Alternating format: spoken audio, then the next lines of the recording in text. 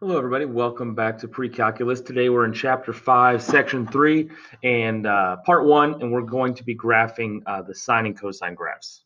Okay? In Part 2, we'll get to the reciprocal graphs. But for graphing sine and cosine, it's going to be very convenient in understanding the parent graph if you've got your unit circle with you. So we're going to be referencing this as we kind of go through the parent function. So in graphing y equals sine of x, okay, or sine of t. All right, we see we have an xy axis here. It's unlabeled completely. So for the sake of it, I'm going to just label it however I want. Okay, so what I'm going to do here is I'm going to go over about every three spaces. I'm going to label pi halves. Okay, because that's a quadrant of the unit circle. So that would be pi. That would be 3 pi halves. And that would be 2 pi. Right there. It's kind of hard to read, but you know what it says. Okay, now we know that all of the y coordinates on the unit circle are never going to be bigger than 1 or less than -1. So I'm just going to draw that. I'm just going to go up 4 spaces and call that 1, and down 4 spaces and call that -1, with 0 being on our x-axis. Okay, now if we look at our unit circle, recall that on our unit circle, the sine of an angle, the sine of an input, okay, is going to be the y coordinate of the point. Okay, and since we are working with the quadrantal angles here, the points on all of the axes, okay, we're going to be looking at the y coordinates on all of these axes. Okay, so notice that the sine of 0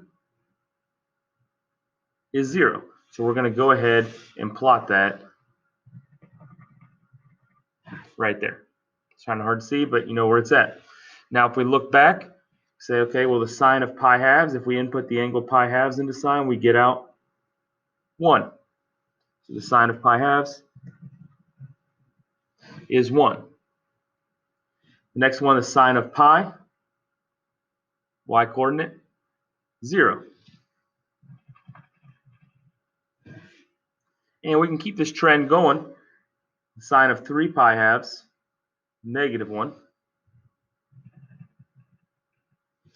And the sine of 2 pi, you can still see it. Sine of 2 pi is 0. So let's go ahead and plot 0. Now, because our values rotate around a circle in a smooth curve, is the same reason we are going to have a smooth curve for our sine graph. It's not going to look like a mountain in a valley or anything sharp with sharp corners. It'll look just like that. Now, the one thing we can notice here, super important, is sine of 2 pi was 0 and the sine of 0 was 0. So we're back to where we started. Okay, and if we kept going around, we'd continue getting 1, 0, -1, 0, 1, 0, -1, 0, and so on and so forth. So without even knowing the angles off the top of my head, I can keep drawing this sine graph because I know that it's going to keep on repeating. I'll do one more point here.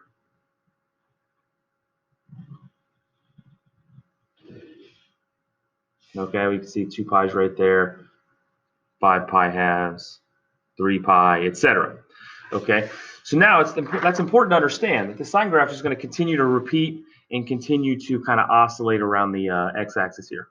So what we call this, what we call one wave before it starts to repeat, this is by definition called the period. Okay, the period, or in layman's terms, how long it takes to repeat. So you can see here that our period is 2 pi for our parent function, at least. That's going to change as we go through this. But our period is 2 pi. Now, the definition of amplitude, if you recall from maybe your physics class or your physical science, amplitude is the height of the wave from the middle of the wave. So we can see here from the middle of the wave to the top is length 1, or you can go from the middle of the wave to the bottom is still length 1. So height of wave from the middle. Now let's take a look at this generic equation y equals a sine of bt. Okay, so first of all, this a is a vertical stretch. So we're just going to draw on that. It's going to affect our height or our amplitude. So we're going to be pulling our points up and down.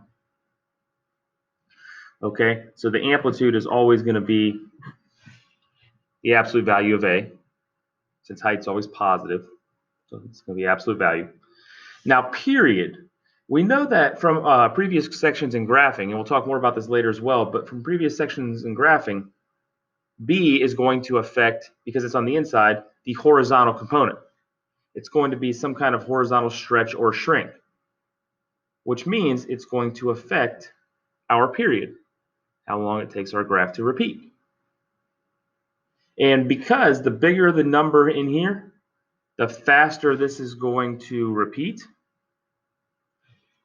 we take our original period and we divide by the value b to get our new period. So if this was 7, let's say b was 7, then your period would be 2 pi sevenths. It'd be really fast. Where if this was 1/5, then your period would be 2 pi over 1/5, or 10 pi, and it would be really long, okay, and stretched out. Okay, now looking at these negative signs here at the bottom, recall that a negative sign out front is a reflection over the x-axis. And recall that a negative sign on the inside is a reflection over the y-axis.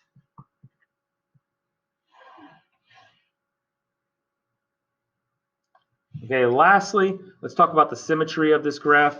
It's kind of hard to see because the graph doesn't go to the left, and that's okay. But you can kind of imagine, you can see how the graph is flowing. So you can imagine that after this point, it would be going down here. And it would go back up over here on where my table is. But because when you plug in an opposite x, you get out an opposite y, this is symmetric to the origin.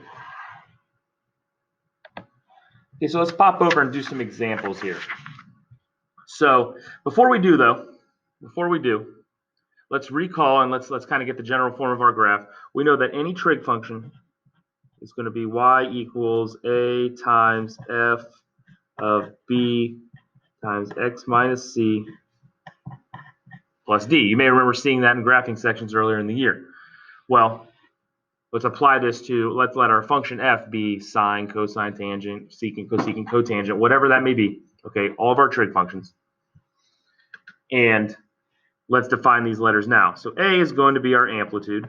We already talked about that.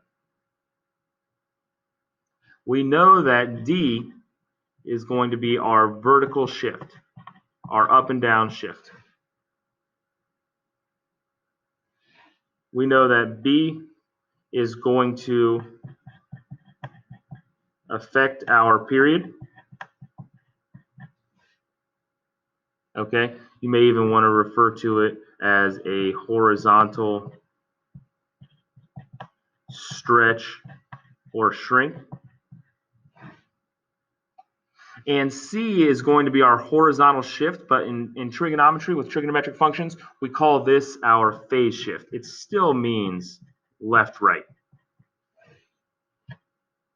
Okay, and we'll talk more in class about why it's called a phase shift versus just a horizontal shift. Okay, but if we look at this, look at the first example, sine of 2t and 3 sine of 2t. Well, how are they related? They both have the same period. Their period would be 2 pi over b, which is 2 pi over 2, which is equal to pi. But this function right here has an amplitude of 3, whereas the first function only has an amplitude of 1. There's a 1 out there in front of the sine. Okay, now here's a little graphing plan of attack for you. You're welcome to use it, or kind of adapt whatever you'd like out of it and do it however you want. Okay, but the main point is getting it graphed. So figure out what works for you. We can work through it in class and stuff like that. But what you're going to see when we start graphing this, that to draw one period of a sine graph, one period. So if I cover up the rest of this, that's one period. It's going to take 5 equally spaced points. We're going to call those critical points. They're all the same distance apart. The shape is maintained, and then it just repeats after that. So that's all we're going to do. We just have to figure out what our amplitude is and what our period is. Okay, so our amplitude, looking at this first graph, is going to be 1. There's a 1 out in front of this sine graph. Our period is going to be 2 pi over b, which in this case happens to be a pi. 2 pi over pi is 2. So we know that our graph's going to go up 1. Our sine graph's going to go up 1 and down 1. And it's going to take 2 until it repeats. So if I start drawing this, and I know the sine graph starts at 0, it starts at the origin. And I'm just going to go over 2 spaces. Up 1. Over another 2. 0. Over another 2. -1. Over another 2. 0. I know that this is one period of a sine graph. And I know that this point right here is at 2. Because it takes 2 before it repeats. And if we keep drawing this, we can see really easily another period. It's always good to get in the habit of drawing more than one period. This has to be 4. And we can continue on forever in both directions. So let's take a look at this next example here. Here, our amplitude is 4. Our period is going to be 2 pi over b, which is 2 pi over 1, which is 2 pi. So we know we're going to be going up 4, down 4. Our sine graph is going to start at 0, 0, 0. And it's going to go up. I'll go up every 3 spaces. How about that this time? Every 3 spaces. It doesn't matter because I haven't labeled my x-axis yet.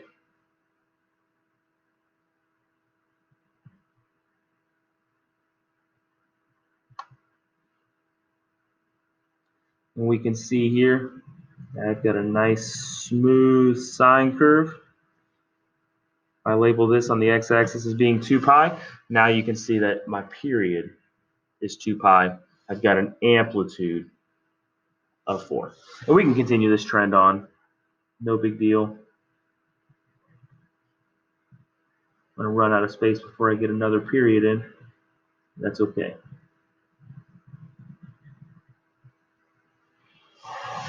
Beautiful. There you go. Okay, let's do one more together.